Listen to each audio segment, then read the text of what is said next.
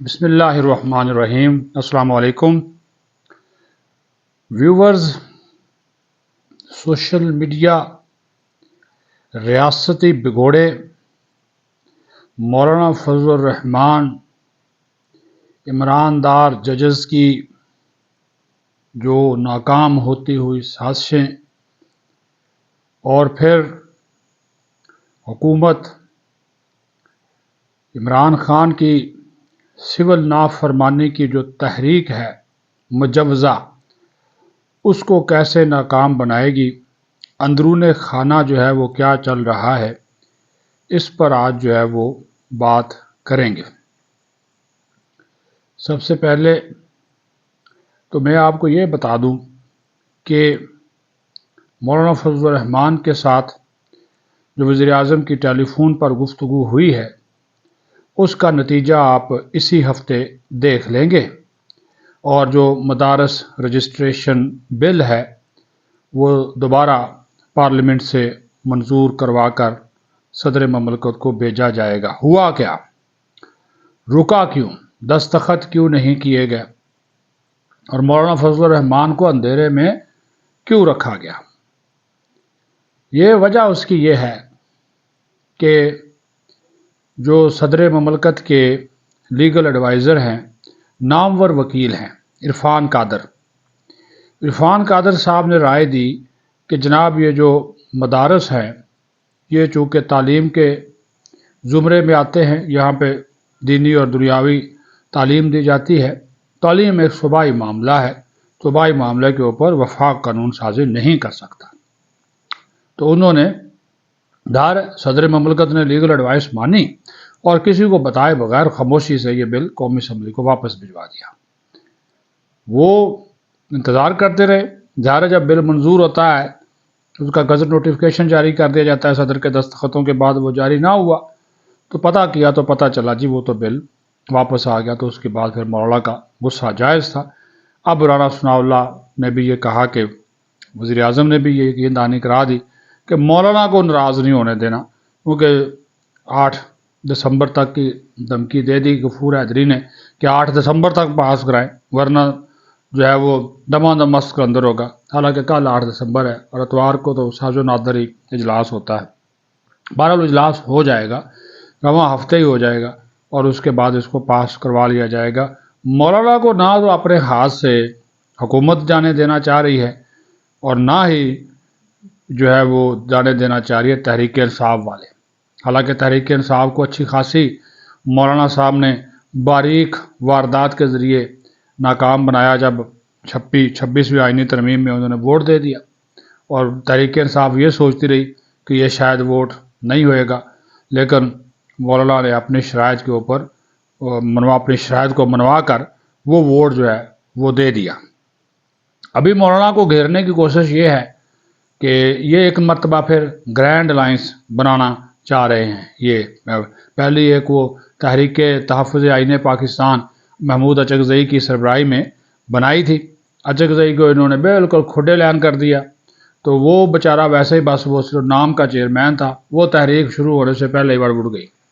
تو اب یہ ایک نیا الائنس بنانے کی کوششوں میں پھر وہ شروع ہو گئے ہیں، اور اس میں ان کی کوشش ہے کہ G D A, J you آئی فے اور دیگر ہم خیال جماعتوں کو پی ٹی آئی کے پلیٹ فارم پر اکٹھا کیا جائے اور جو ہے وہ اس حکومت کے خلاف ایک گرینڈ اپوزیشن الائنس بنایا جائے۔ خواب دیکھنے پہ تو کوئی پابندی نہیں ہے، بنا لیں، پہلے بھی بنے تھے۔ تو وہ احتجاجی تحریک جو ہے وہ چلانا چاہ رہے ہیں، تو وہ پتہ چل جائے گا، اس کا انجام بھی جو ہے وہ سامنے آ جائے گا۔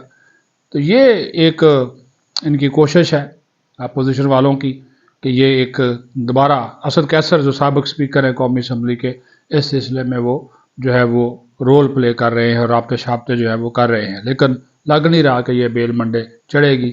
اچھا جی، سول نافرمانی کا سن لیں جی۔ وہ خان صاحب کہہ رہے ہیں جی باہر سے پاکستانی پیسے نہ بھیجیں، یہاں کے پاکستانی جو ہیں وہ خاص طور پر دفاعی اور عسکری اداروں کی جو مصنوعات ہیں، ان کے جو فلائی ادارے ہیں، فوجی فاؤنڈیشن ہے، عسکری جو ادارے ہیں مختلف ناموں سے، اس کی CSD سے چیزیں وغیرہ نہ خریدیں۔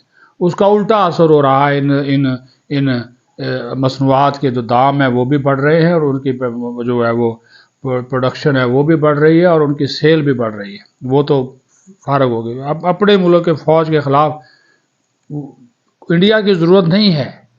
انڈیا سے زیادہ اس وقت ملک دشمنی اس فوج کے ساتھ، اس فوج دشمنی یہ پی ٹی آئی والے کر رہے ہیں. اپنی فوج کو جناب اس کے اداروں، وہ تو بیچارے ریٹائرڈ ملازمین، ریٹائرڈ افسران، ان کے فلاح و بہبود کے لیے، اور عام شہری بھی اس میں سے چیزیں لے سکتے ہیں، اس میں ایسی کون سی بات ہے. تو اگر آپ نے سول نافرمانی کرنی، پھر بل نہیں دینے، بجلی گیس کے بل نہیں دینے، اور پھر جناب یہ ترسیلات زر بند کر دینی ہے، تو ایسا کچھ نہیں ہوگا. بیرون ملک پاکستانی بڑے سیانے ہو گئے، ان کے بھی گھر بال بچے ہیں، ان کو وہ پیسے بھجواتے ہیں، اس میں تو اضافہ ہو رہا ہے، ہر سال اضافہ ہو رہا ہے، تو وہ تو نہیں رکیں گے، وہ تو پیسے بھجواتے رہیں گے. تو یہ عمران خان کو ان کے اپنے لیڈروں نے یہ مشورہ دیا ہے کہ خدا کے لیے اس پہ نظر ثانی کریں. یہ جو آپ آخری کارڈ کے نام کے اوپر کبھی سول نافرمانی، کبھی کچھ کرتے، یہ نہ کریں، یہ فیل ہو جائے گی. جس طرح آپ کی فائنل کال مس ہوئی ہے، اس طرح آپ کے طرف کا پتہ بھی ناکام ہو جائے گا. پارٹی کے سینئر رہنماؤں نے آپس میں میٹنگ کر کے یہ فیصلہ کیا ہے کہ خان صاحب سے ملا جائے اور ان کو سمجھایا جائے کہ یہ کوئی انسان جو ہے وہ بندے کے پتر والا کام کرے. یہ آپ کیا کر رہے ہیں؟ اس سے تو جو ہے وہ یہ پٹ جائے گی، یہ کامیاب نہیں ہوگی. بھئی آپ بجلی اور گیس کے بل نہیں دیں گے تو آپ کے بجلی اور گیس کے میٹر کٹ جائیں گے. اندھیرے میں آپ بیٹھ رہے ہیں، سردی ہے، ٹھٹریں گے آپ لوگ، کیا کریں گے؟ یہ کوئی لے سکتا ہے؟ اور پیسے نہیں بھیجیں گے، ترسیلات زر نہیں آئیں گے، تو جو پیچھے سے آپ کے خاندان کے لوگ آپ سے امیدیں لگائے بیٹھے ہیں بیچارے، وہ بھوکے مریں گے، پھر کیا کریں گے؟ بات وہ کریں، احتجاج وہ کریں جو قابل عمل ہو. تو اس طرح کی چیزیں جو ہیں وہ نہیں کریں. باقی آپ کے اپنے لوگ پی ٹی آئی کے بہت سے لوگ ڈی ایچ ایز میں رہتے ہیں، عسکری ولاز میں رہتے ہیں، وہ وہاں پہ پہلے جائے نا. اگر وہ مصنوعات کا بائیکاٹ کرنا تو وہ چھوڑ دے، دوسرے لوگوں کو موقع دے، بھیج جائے، وہاں سے بھیج جائیں دوسری جگہوں پہ جا کر. آج کل تو مارکیٹ ویلیو ویسے بھی بڑی، وہ زمین کی پراپرٹی کی بہت زیادہ ہے، تو بھیج جائیں جی. اگر آپ کو ڈی ایچ اے میں رہنا پسند نہیں ہے، ڈی ایچ اے میں رہنا ہی ہے، اور ڈی ایچ اے میں رہ کر ہی فوج کو گالیاں دینی ہے، واہ واہ کیا بات ہے، یہ ہے اصل چہرے. لیکن وہ گالیوں سے یاد آ گیا، وہ جو گالیاں دے رہے ہیں ان کے خلاف بھی کریک ڈاؤن کا سلسلہ جاری ہے. اور گزشتہ 3 دنوں کے دوران 2 درجن سے زیادہ افراد سوشل میڈیا پہ جو فوج کو گالی دے رہے ہیں، ریاست کو دے رہے ہیں، ملک کو دے رہے ہیں، لسانیت پھیلا رہے ہیں، صوبائیت پھیلا رہے ہیں، ان کو جو ہے وہ جو لوگ ہیں وہ پکڑا گیا ہے. ان کے خلاف ایف آئی آر درج کی گئی ہیں. کراچی کے ہیں، بلوچستان کے مختلف شہروں کے ہیں، پنجاب کے ہیں، خیبر پختونخوا کے مختلف شہروں کے ہیں. اور پھر یہاں پہ وفاقی دارالحکومت میں ایک نیا کھیل شروع کیا گیا ہے، وہ پختون کارڈ استعمال کیا جا رہا ہے. پختون کارڈ استعمال کیا جا رہا ہے. تو انہوں نے کہا جی وہ پختون کارڈ استعمال نہیں کرنا، اس کو پختونوں نے خود ریجیکٹ کر دیا. اس ویڈیو کے آخر میں کچھ پختون بھائیوں جو اسلام آباد میں کام کرتے ہیں، مختلف شعبہ جات میں، سرکاری بھی اور نجی شعبہ جات میں بھی، ان کے میں آپ کو بیانات سنواؤں گا. آپ خود سن لیں، اس ویڈیو کے آخر میں آپ سن لیں تو آپ کو اندازہ ہو جائے گا کہ کیا آپ کر رہے ہیں. کیا پنجابی کو آپ پختون سے لڑانا ہے؟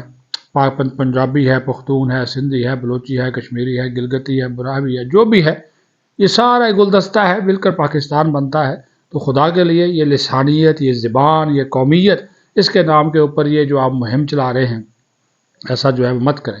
قانون توڑنے والا چاہے کوئی پنجابی ہے یا سندھی ہے یا بلوچی ہے یا خیبر پختونخوا ہے، وہ تو پولیس تو یہ نہیں دیکھتی کہ یہ پنجابی ہے یا سندھی ہے. جس نے قانون توڑا وہ پکڑ لیتے ہیں.